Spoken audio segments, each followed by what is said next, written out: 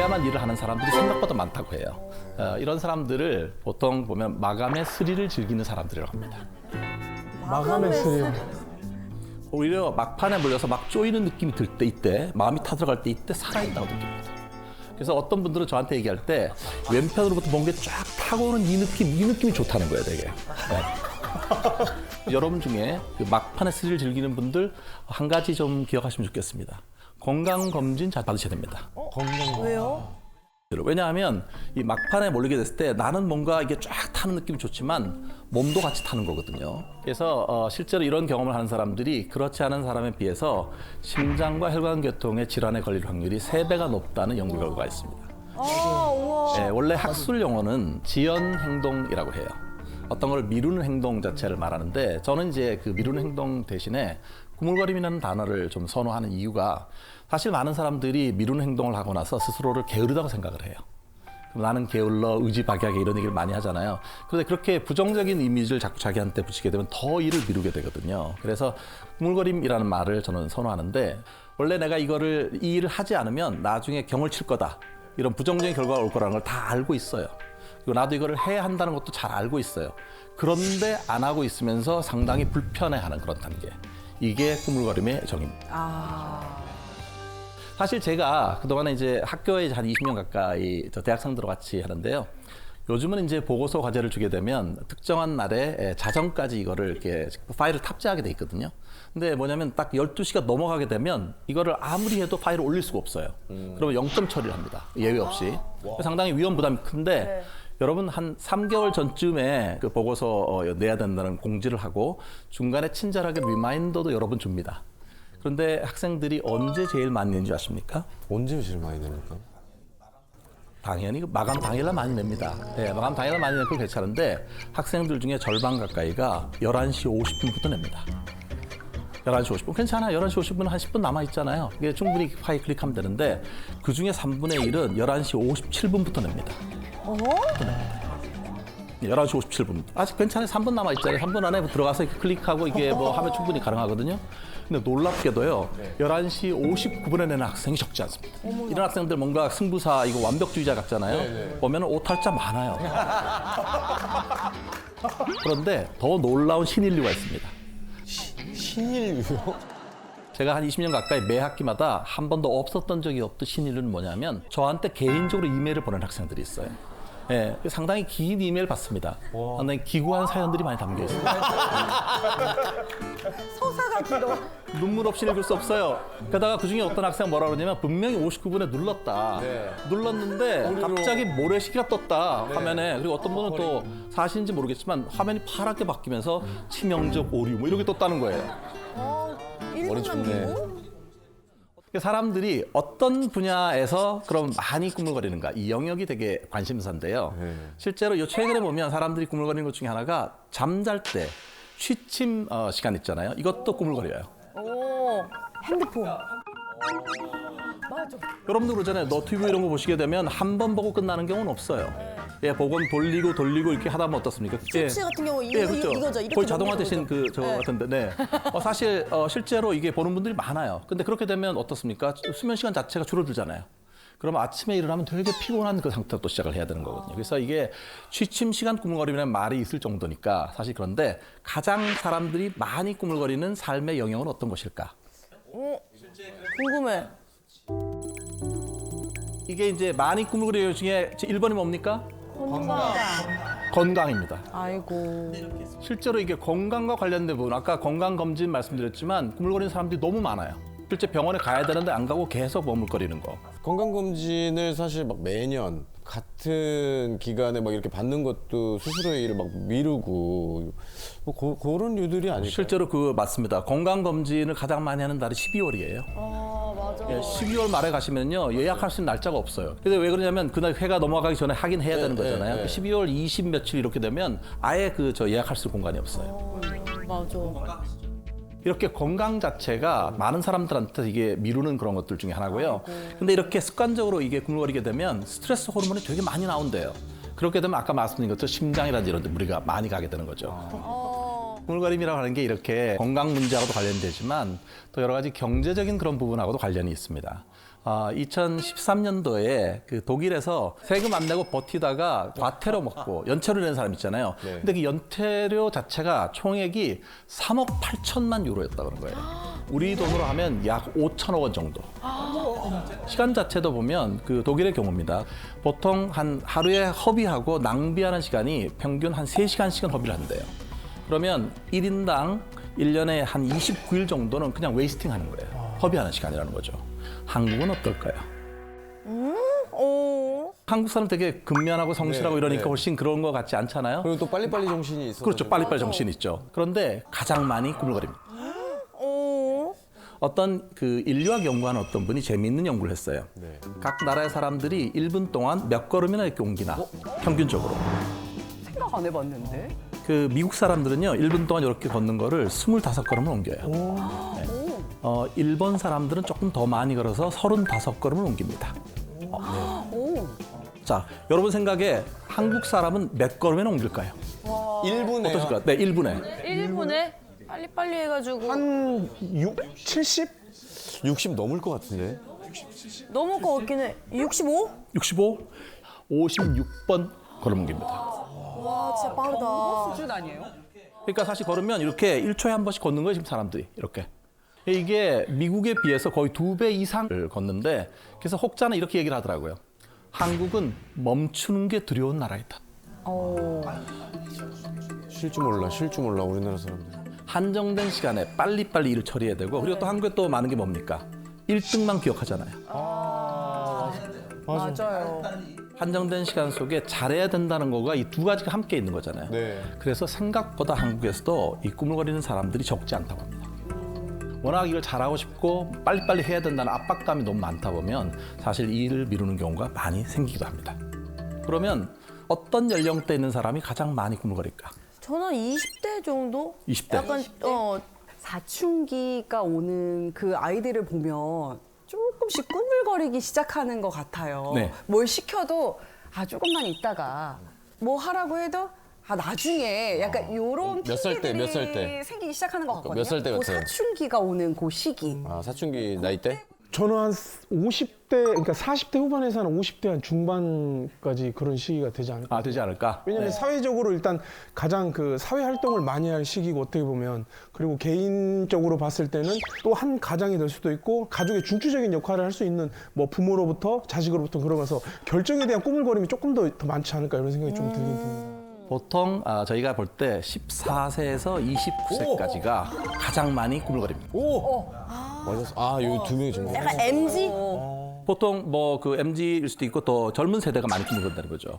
왜냐하면 그때가 보통 젊을 때는 자기 하고 싶은 거 되게 많잖아 이런 게 많은데 나이가 들어갈수록 사람들이 경험이 많아지게 되잖아요. 그러면 성실성이라고 하는 게 조금씩 늘어난대요. 예, 그래서 보면 그 노인분들이 일을 미루는 경우 거의 없어요. 실제로 그 한국에서 대학생들 대상 한 뭐 600명 이상 이렇게 연구를 해보면요, 절반인 50%는 실제로 시험 볼 때 그 전에 꾸물거린다고 얘기를 하고요. 되게 고통스럽대요. 그리고 한 30% 정도는 보고서를 늦게 내서 여러 가지 불이익을 당한 적이 있다 이렇게 얘기를 했어요. 네. 그런데 성인들도 예외는 아니에요. 성인들도 만성적으로 꾸물거리는 사람은 약 20% 정도를 봅니다. 그러나 특히 지금 말씀하신 것처럼 사춘기 자녀들 같은 경우에 실제 학원 안 가고 뭐 어디 안 가고 계속 그게 꾸물거리는 게 생길 수 있거든요. 그때 여러분이 잘 들어보셔야 돼요. 어떤 게 혹시 불만이 있는지 이런 거를 들어주는 게 되게 중요해요. 네. 이렇게 일을 이렇게 미루게 되면요, 여러 가지 부정적인 결과들이 많아요. 꾸물거림하고 상관이 상당히 높은 것들이 우울, 그리고 불안, 실제로 어떤 약물 사용 이런 것도 훨씬 더 높아진다고 합니다. 약물? 실제로 할 일 있는데 일 안 하고 있으면 계속 뭐 술 마시고 이런 것도 생길 수 있잖아요. 그다음에 또 어떤 분들은 자기 스스로가 되게 자기를 많이 비난을 하고 이렇게 스스로를 채찍질하는 분들 되게 많아요. 꾸물거림이 불안과 관련이 있다라고 하는 거를 단편 소설에서 찾아볼 수가 있습니다. 러시아의 대문호였던 도스토옙스키라고 하는 분이 있잖아요. 네. 이분이 쓴 단편 소설이 약한 마음이라는 게 있어요.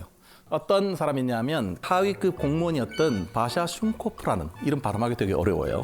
근데 이 바샤 슌코프가 회사에서도 상사의 총애를 받고 있고요.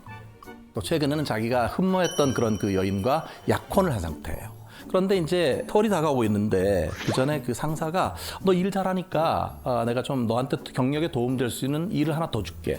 3주 안에 이 일을 하면 너한테 상당히 플러스가 될 거야. 이렇게 얘기를 했어요. 근데 보통 이제 그럴 경우에 예비 처갓집도 가야 되고 바쁜 일정이 있잖아요. 그러면 보통 좀 죄송합니다. 어렵습니다. 이렇게 말할 것 같은데 이 사람은 이게 나한테 도움이 되고 나한테 잘해주는 상사가 이걸 하니까 거절을 잘 못했던 거예요. 그래서 이거를 턱 받았어요. 한 3주면 할 수 있을 것 같아요. 이렇게 받아들였어요. 받았는데 아니나 다를까 뭐 처갓집에도 가야 되고 사람들한테 인사도 다녀야 되고 할 일이 너무 많은 거예요. 그래서 이 일을 계속 이제 미루게 되니까 마음이 되게 불안해지잖아요. 그래서 하루는 하룻밤을 새면서 이걸 해봤어요. 근데 생각만큼 일이 진척이 안 되는 거예요. 그래서 이걸 어떻게 해야 되나 고민하고 자꾸 물어보니까 상사한테는 하고 있습니다 이렇게 얘기를 했을 거잖아요. 근데 그러면서도 계속 할 일들, 다른 일들이 생겨서 딴짓을 계속 한 거예요. 그러다가 막상 어떻게 됐냐면은 나중에 마지막에 3일 밤을 새서 이걸 해야 돼요. 3일 밤을 꼬박 샜어요. 그러다가 실신을 한 거예요, 이 사람이. 내가 이번에 일을 못하게 되면은 군대에 끌려갈지도 모른다 이런 것들 망상이 생기고 결국 이 주인공이 정신병원에 들어가게 돼요. 정신병원에 들어가게 돼요. 어머, 이걸로? 왜냐하면 전혀 현장 생활자를 할 수가 없고요. 자기가 되게 힘들었던 이거 자체가 이렇게 그 꽃이 핀 거죠. 오, 충격적이네요. 많은 분들은 사실 보면 이렇게 얘기할 거예요. 시간 관리를 잘못하는 거다. 우선순위를 잘못 잡은 거다. 이렇게 얘기를 하잖아요. 과연 구물거림이 시간 관리의 문제일까요? 표면적으로는 그래요. 보면은. 그런데 제가 생각할 때는 사실 사람들이 구물거릴 때 심리적으로 고통을 되게 많이 받거든요. 왜냐하면 일을 안 하고 있다고 해서 마음 편하는 거 아니에요. 맞아요. 되게 불편한 마음도 많이 겪잖아요. 이 불편한 감정을 잘 조절 못하는 거 이게 사실은 구물거리는 사람들에게 중요한 문제입니다. 그래서 이렇게 말씀드리고 싶어요. 구물거림은 우선순위나 시간 관리의 실패 문제라기보다는 부정적인 감정을 잘 조절하지 못한 결과이다. 감정 조절을 잘하는 거 이게 되게 중요하거든요. 맞는 것 같아요. 여러분 폴란드에 있는 심리학자들이 재미있는 연구를 했어요. 절대로 꾸물거리지 않는 일반인들하고 만성적으로 꾸물거리고 어떻게 둘이 다른가 하는 연구를 했는데요. 어떻게 하냐면 사람들을 불러요. 같은 동수를 미리 이제 사전 검사를 해갖고 꾸물이와 꾸물이지 않는 사람 부른 다음에 과제를 줬는데 그 과제 여러분 혹시 청기 백기 아십니까? 네? 청기 올려. 청기 올리지 말고 백기 내려 이거. 알고 있습니다. 근데 이거를 그냥 하면 재미가 없으니까 조건을 2개로 나눈 거예요. 한 조건에서는 내가 정답을 맞출 때마다 연구자가 1,000원씩을 줘요. 그러니까 돈이 생기는 보상 조건이 하나가 있고요. 그 처벌 조건에서는 내가 미리 맡겨놓은 돈에서 내가 틀릴 때마다 내 돈이 1,000원씩 빠져나가는 거예요. 이렇게 보상 조건일 때와 처벌 조건일 때 구물거리는 사람과 구물거리지 않는 사람이 실제 보이는 행동 패턴이 다르다고 합니다. 여러분 보시면 구물거리지 않는 일반인이 지금 저 노란색이고요. 구물거리는 사람은 빨간색입니다. 이 Y축은 문제풀이에 걸린 시간이에요. 보시면 보상받을 때는 오히려 누가 더 빨리 풉니까? 구물거리는 사람이 오히려 보상 조건을 놓으면 훨씬 펄펄 나는 거예요. 보상받기 신나잖아요. 근데 그게 역전되는 거가 처벌 조건에 들어가서 내 돈이 지금 나가게 되는 위협 상황이 되잖아요. 그럼 어떻습니까? 부정적인 감정. 훨씬 더 이게 오래 걸려요, 자체가. 보통 왜 여러분들이 이제 어떤 사람 같이 일을 하는데 저 사람이 되게 일을 구물거려서 민폐가 될 때 보통 어떻게 합니까? 또 다음부터 제대로 해야 돼, 반드시 시간 맞춰야 돼 이렇게 위협감을 주잖아요. 그럼 어떻게 됩니까? 여러분 생각에는 일을 열심히 할 것 같죠? 근데 그렇지가 않아요. 훨씬 더 구물거리거나 잠수 탑니다. 그러니까 실제로 구물거리는 사람들을 불안하게 만들지 말라 이런 얘기 있는 거죠. 이게 여러 번 계속 틀린 거예요. 계속 눌렀는데 이제 계속해서 틀린 띵띵띵띵 틀린 답이 계속 눌렀어요. 그러면 보상 조건에 있는 경우에는 실제로 별로 영향을 많이 안 받아요.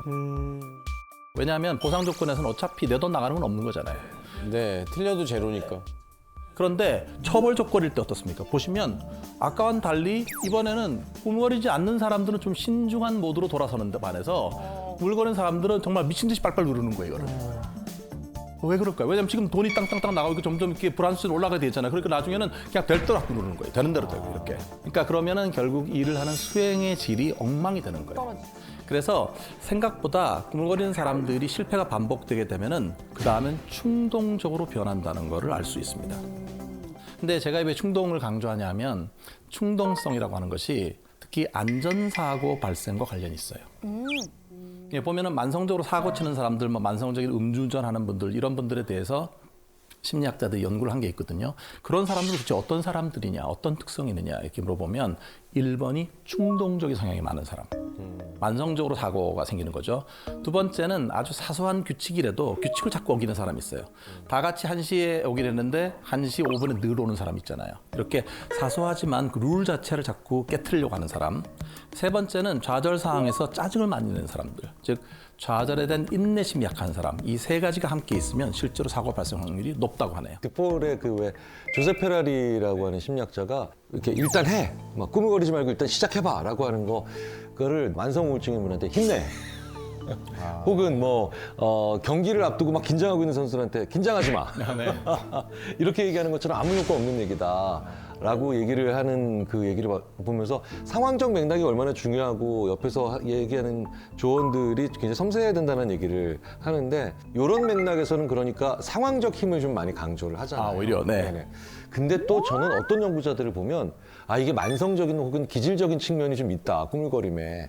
사실 저도 약간 이런 면에서 좀 혼란스럽습니다. 네, 그런 측면이 있죠. 이게 상황과 기질 영향을 주는데 만약에 이게 꾸물거림이 기질적이고 성격적인 거라면 모든 부분에서 꾸물거려야 되잖아요. 근데 여러분도 어떻습니까? 여러분이 좋아하는 어떤 취미 활동이나 이런 것들은 꾸물거리지 않잖아요.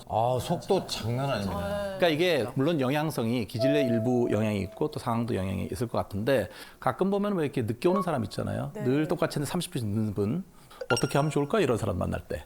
몽둥이 뾰족한 거나 몽둥이 같은 걸로. 저는 그래서 그 약속 시간을 저는 예를 들면 3시면 2시 반까지라고 그래요. 거짓말을. 거짓말로. 그나저도 한 1, 20분 조금 늦게 늦는데 그래서 어떻게까지 하냐면 이제 제가 나갈 때쯤 전화를 걸어서 뭐 하고 있어? 이제 지금 머리 감으면 2호선 타고 어떻게 돌아와? 그러니까 오히려 제가 그 사람의 그 행동 반경까지도 그 시간에 맞추려고 하는 약간 그런 수준까지 가게 되더라고요. 신경을 많이 써야 된단 말이죠. 네네. 신경을 많이 써야 될 그런. 이렇게 실제로 그분이 혹시 30이 넘었습니까? 네, 30 넘었어요. 40대입니다. 잘 바뀔 가능성은 많이 낮습니다. 맞죠? 네. 낮아요? 그러니까 그런 사람들을 바꾸려고 하면 여러분의 삶이 되게 힘들어져요. 맞아. 네, 힘들어. 사실 보면 30 전에는 보통 사람들이 아직까지 정체성이 이렇게 확립이 덜 됐잖아요. 그러니까 오히려 좀 변화 가능성이 있는데 30 넘으면 자기 나름대로 선호하는 방식이 굳어져요.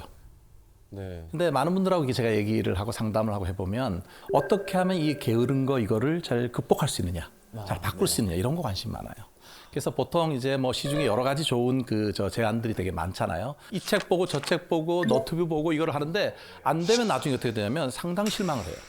그러면 되게 무기력해지는 경우가 생기거든요. 그게 왜 그럴까? 그래서 많은 사람들이 꾸물거림을 극복하는 방법, 영어로 말하면 how에 관심이 많지만 제 생각에는 자기를 잘 모르는 것 같거든요. 내가 왜 꾸물거리고 실제로 얼마나 꾸물거리고 언제 꾸물거리고 이런 걸 잘 모르더란 말이죠. 이거는 그 시사 주간지 포커스라고 하는 독일의 시사 주간지인데요. 거기서 꾸물거림을 진단하는 10개 문항을 제시를 했는데 그중에 저희가 이제 연구팀에서 5개로 줄여놓은 겁니다. 여러분 마음속으로 점수를 매겨보세요. 나는 마감 기한이 닥쳐야 일을 한다. 예, 마감이 닥쳐 일을 하는 거, 계획을 세우지만 실천하지 않는다도 있고요. 몰입하는 게 힘들다도 있고요. 이렇게 5개잖아요.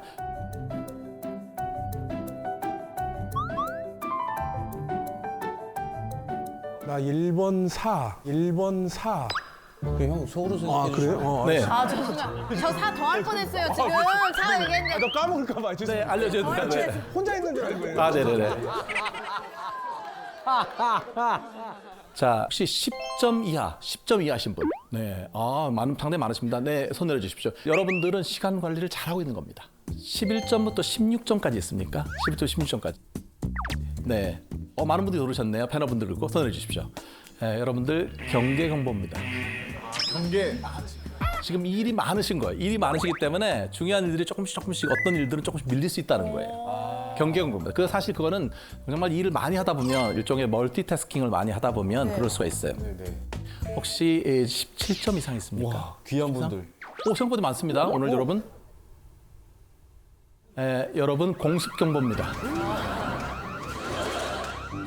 17점 이상이신 분들, 이런 분들은 조금 습관적으로 일이 밀리고 있는 겁니다. 만약에 사춘기 자녀분들 같은 경우에 17점 이상인 경우는 이때는 조금 이렇게 학습 상담이나 이런 걸 하시면 좋아요. 실제 시간 관리 스킬 배우는 것도 필요하고요.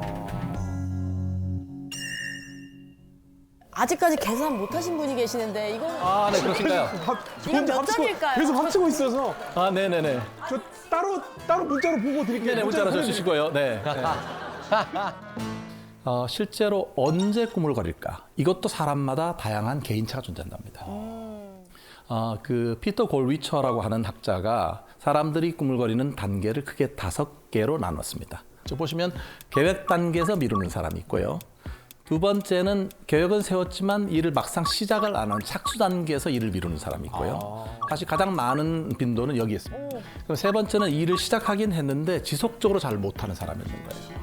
이런 분들은 보면 그 컴퓨터 같은 거 작업할 때도 보면 작업 표시줄에 많이 띄워놓고 또 이것도 보고 저것도 보고 이런 분들이 많거든요. 그러다 보면 지속이 안 되는 게 있고요. 네. 그다음에 어떤 분들은 지속해서 잘 하긴 했는데 마지막에 완수해서 끝내는 걸 못해요. 그리고 마지막 5단계는 실제 이 과정을 거친 다음에 스스로를 평가하는 단계가 있는데요. 그럼 우리는 되게 어떻게 평가할까요? 또 망했어. 이번 생에는 또 망했어. 이렇게 되는 거죠. 주로 후회하는 그런 거가 되게 많습니다. 근데 여러분 이걸 보시면은 이 중에서 보통 우리가 시작이 반이다 이런 말이 있죠. 네. 저는 오늘부터 그 말을 좀 바꿔야 된다고 봅니다. 시작이 반이다라는 말은 시작의 중요성을 알리는 거니까 충분히 이해가 되는데 저는 이렇게 말씀드리고 싶어요. 시작은 92%이다. 그게 왜냐하면 실제로 이렇게 실험을 해보면요. 1주차 때 어떤 일을 해야 될 일이 있어요. 근데 이걸 1주차에 일을 안 한 거예요. 그러면 다음 주에 그 일을 실제로 할 확률이 얼마나 될까? 처음에 좀 미룬 사람이 두 번째 주에 그 일을 할 확률은 8%밖에 안 됩니다. 실제로 92% 사람은 일을 미루고 나서 그 일을 안 한다는 얘기야, 다음 주에. 와, 높다. 그렇기 때문에 시작이 반이 아니라 시작은 90% 이상이다. 이렇게 생각하셔야 돼요. 여러분도 잘 시작해 주실 거죠? 네. 대답하시는 데는 전혀 궁금하지 않으시네요. 자, 완벽한 결과를 얻고 싶다. 자, 김한석 씨, 저 차 샀는데 뽑은 다음 날 네. CCTV도 없는 죽어버리고 싶게 막 미치죠 막. 죽여도 아니고 죽어 내가 예, 죽여 예, 싫죠. 그리고 아무리 흠집 없이 바꿔준다고 고친다고 해도 이 잔상이 남았습니다. 내 눈엔 보여요. 남들은 맞아요. 남들 내 눈에 눈엔 안 보이는데 내 눈엔 보여 이게. 그리고 또 한 2년 3년 타다 보면 문콕도 좀 있을 수 있고요. 그런 부분들 생기죠. 근데 그것 자체가 궁극적인 흠집이라고 생각하게 돼요 우리는. 그러니까 자, 이 얘기는 뭐냐면 우리는 완벽을 원합니다. 그러려면 어떻게 해야 되죠? 저 그냥 씌워놓고 안 타야 돼요. 그러네요. 그럼 혼자서 딱 가만히 앉아가지고 이거 내 차야 이래야 돼요. 그 기타노 다케시라는 일본의 코미디언이자 유명한 감독이 포르쉐를 처음 샀을 때 재밌는 얘기가 있습니다. 포르쉐를 탔는데 자기가 포르쉐를 타고 가면 남들이 보는 걸 자기가 못 본대. 자기 친구 보고 포르쉐를 타고 가락으로 자기는 뒤에 타고 택시를 타고 가면서 택시기사 이게 내 차요 그랬대요. 그만큼 사람들한테는 어떻게 보면 그런 내가 완벽하고 대단한 걸 갖고 있다는 자랑하고 싶은 마음이 있어요. 근데 어쩔 수 없이 생기는 사건 사고들이 있습니다. 근데 문제는 이런다고 차가 갑자기 아주 좋은 정말 포르쉐 같은 차 내지는 벤츠 같은 아주 고급 차가 갑자기 굉장히 작은 차가 되거나 이런 게 아니죠. 그리고 엔진이 쓴 게 아니죠. 근데 우리 마음엔 이런 작은 흠집이 이 차의 필요성 자체를 없애버렸다고 생각을 할 때가 있어요. 우리가 생각하는 내 경력, 내가 일해온 쭉 일종의 커리어라고 얘기하는 경력에 하나하나 오점이 생겼습니다. 학생 중에 저는 올 A뿔 받아야 되는데 이거 B 나오면 안 돼요. 선생님 꼭 A 받아야 되고 재수강할 거예요. 이런 친구들. 그러니까 즉 실패를 견디는 능력이 너무 떨어지는 거고요. 가끔 그런 거 보시죠. 여성지 이렇게 보면 인터뷰 기사 보면 대단한 분들 나오시죠. 그 인테리어도 되게 잘해놓고 그다음에 회사에서 CEO도 하시고 애기도 다 애들 너무 잘 커가지고 대학도 너무 막 학교 너무 잘 다니고 좀 황당하지 않습니까? 신경질 나요. 많은 여성들이 특히 그런 얘기들 많이 해요. 슈퍼우먼 컴플렉스라고. 일도 잘해, 애도 잘 키워, 집안 관리도 잘해, 요리도 잘해, 인테리어도 패션 감각도 있어. 그래, 전 그렇게 말씀드려요. 그래서 뉴스에 나오는 거라고. 아무나 하는 게 아니라 흔치 않은 일이라서 뉴스에 나오는 거에 우리 그냥 신경 끄고 살자고 하는데 나도 그래야 될 것 같은. 그래서 그런 하나가 안 되는 부분들에 대해서 나 자신이 못난 사람이라고 느낄, 즉 자기에 대한 손상이라는 것들이 생길 가능성이 많습니다. 뉴욕 콜럼비아 대학 경영학과 쉬나 아이엔가라는 교수가 한 연구가 있습니다. 뇌 손상을 입은 아이의 생명 유지 치료를 할지 여부를 보기 위해서 미국에서는 부모가 결정해요. 근데 프랑스는 의사가 전문가로서 결정하게 되어 있습니다. 그래서 반대 명분이 있을 때만 거부할 수 있고요. 그러니까 의사 말을 따르라는 거죠. 아이를 잃고 난 다음에 오랫동안 죄책감과 후회를 경험하는 건 의외로 프랑스가 아니라 미국의 부모였어요. 완벽하게 내가 최선의 선택을 하고 내가 책임지면 되니까 당신 마음이잖아요 생각하겠지만 그게 아니라 이런 중요한 일일 때는 전문가의 의견을 따르는 게 아 그래 그럴 수밖에 없어라고 느끼게 된다는 거죠. 근데 지금 우리 사회는 완벽주의를 지향하면서 가면 갈수록 개인에게 선택을 묻도록 하죠. 매번 내가 혼자 결정해야 되고 선택해야 된다는 것. 그리고 그게 매번 흠집 하나 없이 완벽한 결과를 얻길 바란다는 마음은 훨씬 나를 불안하게 만들고 매번 뭐 하나 할 때마다 무서워요. 열심히 최선을 다했는데도 불구하고 마음이 가난해져요. 여유가 없어지고요. 빡빡해지고요. 우울해져요. 그러니까 뭔가 팍팍하게 느껴서 누가 건드리기만 하면 터질 것 같고요. 나 죽여버릴 거야 이런 느낌. 그래서 화가 항상 나 있고 예민해져 있어서 식당에서 제일 흔히 하는 거 이런 거죠. 나보다 늦게 온 사람 밥 먼저 나오는 거. 너무해요 진짜. 예, 배고파 죽겠는데 너무하잖아요 그거. 그러니까 어떻게 보면 내가 배가 좀 덜 고플 때는 아 그래요 뭐 이렇게 넘어갈 수도 있는데 그런 일이 벌어지면 갑자기 정말 별거 아닌 거 화를 내. 그러고 나면 더 죄책감이 생겨요. 아 내가 사회생활 몇 년인데 내가 이 마인드 컨트롤 하나 안 돼? 그다음에 전 같으면 아 먼저 좀 배려하고 도와줄 텐데 그냥 내가 일단 중요해. 그래서 내가 먼저 살아야 돼. 내 친구가 안 보여. 이런 일들이 생기게 되는 일이 우리 사회 전반에 퍼지게 되는 일이 벌어지고 그런 일로 생기는 게 뭐 묻지마 폭력, 막 지하철에서 퉁 부딪혔다고 막 싸우고 이런 일들이 뻑하면 나오잖아요. 요새는 원한에 의한 폭력보다는 그런 게 더 많아졌다고 하는 일이 벌어집니다. 그래서 이로 인해서 생기게 되는 가장 흔한 문제는 짜증과 불안입니다. 허연한 생각할 때 짜증이라는 게 뭐 같아요? 지금 저의 상태가 그쵸. 저걸 다 가지고 있는 것 같아요. 저 들으면서 나 이렇게 심각한가라는 생각이 좀 들어요. 아 심각한가라는 생각이 드는 그냥- 불쑥 짜증이. 맞아요. 그냥 아무것도 안 했다가 가만히 있다가 짜증날 소리가 좀 저도 생기거든요. 김한석 씨가 짜증이라는 게 뭘까요? 예? 짜증, 불만. 불만. 예. 예. 저 한편으로는 또 한 명 질문하고 넘어갈 때는 또 옆에 시키니까 짜증 나는 거. 솔직히 되게 순간 짜증났어요. 네, 순간 짜증 나는. 나 이쪽만 보고 있는데 갑자기 네. 나한테 좀 짜증났어요. 한 명 질문하고 보통 넘어갔는데 네. 두 명째 또 물어보니까. 교수님이 야 예리하시네요. 그렇죠. 바로 짜증이라는 거는 그 전까지는 이 사람이 짜증난 줄 몰랐는데 건드리니까 알게 되는 거예요. 그러니까 짜증은 내가 짜증을 내기 전까지 아무도 몰라요. 내가 짜증난 줄. 그러니까 나라는 사람 차 올라와서 전 같으면 누가 툭 건드리고 넘어가면 하지 마 이랬을 텐데 툭 건드 이러는 거 있죠. 또 왜 건드려 이러는 거. 물이 50도에서 10도 올라갈 때는 안 끓죠. 근데 90도일 때 10도 올라가면 확 끓죠. 바로 짜증은 90도에 있는 거야 내가. 끓을까 말까 끓을까 말까. 근데 그때 50도짜리 일이 벌어진 게 아니라 겨우 10도짜리야. 툭 건드리는 거. 아니 누가 뭐 경적을 삑 하고 올리는 거. 이럴 때 왁 하면 사람이 돌변하는 거. 이럴 때 짜증이 나는 겁니다. 두 번째, 항상 불안해져요. 자, 불안이라는 건요. 안이 불자에 안전할 안자입니다. 내가 안전하지 않다고 느끼는 거예요. 그러니까 나를 보호하기 위해서 보호막을 쳐야 되겠다. 아니면 내가 전쟁 상황일 수도 있으니까 준비해야 되겠다라고 생각하는 그런 상태, 전투태세가 되는. 그게 불안해지는 겁니다. 그러니까 나를 뭔가 약간 엔진을 켜놔야 되는.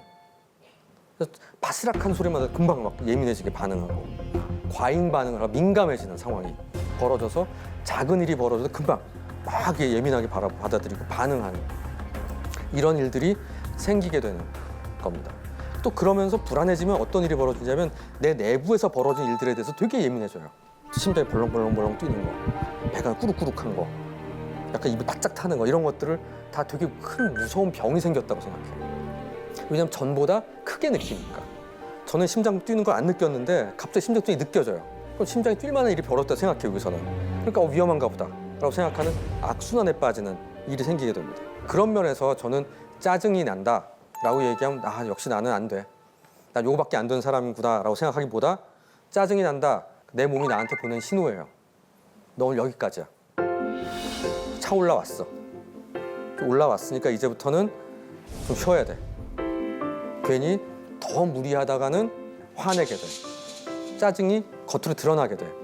그러니까 약간 짜증이 날 것 같은 묘한 느낌 들 때는 탁 멈춰야 돼. 우리 이미 하고 있는 게 그럴 땐 잠깐 나가서 뭐 커피 한 잔 마시기도 하고 잠깐 바람을 쐬기도 하고 회의하다가 잠깐 쉬었다 합시다 이럴 수도 있는 거예요. 근데 그게 안 되고 짜증이 나지만 나는 빨리 끝내야 돼 일을. 그런 생각이 들 때 문제가 생긴다는 겁니다. 자, 지금부터는 그래서 이 짜증과 불안 이게 사실 더 피곤하게 만드는 이 상황을 어떻게 하면 우리 사회에서 여러분들이 해결할까에 대한 솔루션들을 하나씩 말씀드리도록 하겠습니다.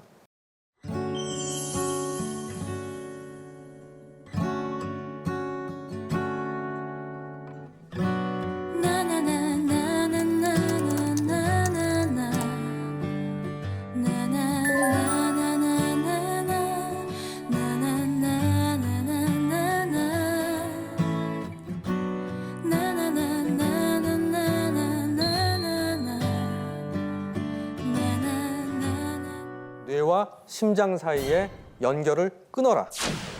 우리 뇌와 심장이 서로 직렬 연결이 돼 있어요. 그래서 심장이 벌렁벌렁 갑자기 뛰잖아요. 그럼 뇌는 80에서 110으로 뛰었네? 그럴 만한 일이 있나 보다. 그래서 쫙 스캔을 합니다. 위험한 거 있나? 정말 위험하네? 그럼 정말 더 뛰게 해. 거꾸로 인간만이 유일하게 미리 겁을 먹거든요. 사자나 토끼는 자면 무서운 거 없어. 불안하지가 않아요, 애들은. 근데 인간은 불안이라는 것은 앞날을 미리 예견하는 거기 때문에 그건 덕분에 우리가 에어컨도 있고 창문도 있고 집도 만든 거거든요. 앞날을 대비하려고. 그래서 상상을 하는 것만 우리 소름 끼칠 때 있죠. 그때 나 진짜 싫었어 이러면서 몸에서 반응을 하는 거예요. 그러니까 상상하는 것만으로도 우리 몸은 뛰기 시작해요. 그럼 뛰면 내 뇌는 정말 또 그런 일이 있나 보다고 믿어. 이게 스트레스 받았을 때 확 불안해지고 힘들어지는 거에 전형적인 메커니즘입니다. 자, 그럼 이거를 해결하는 길은 이 악순환을 이해하고 둘을 잘라버리는 거예요. 그래서 무슨 수술하라는 게 아니라요. 이런 게 있구나 하고 심장이 뛰면 와 무섭다가 아니라 얘가 뛰네. 그리고 무서운 겁날 게 있어도 심장이 뛰지 않게 도와주는 겁니다.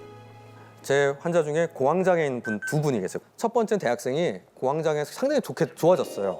한 2달 후에 갑자기 외래 날이 아닌데 왔어요. 선생님 저 큰일 났어요 하면서 무슨 일인데 친구들 오래 하면 탁구를 쳤거든요.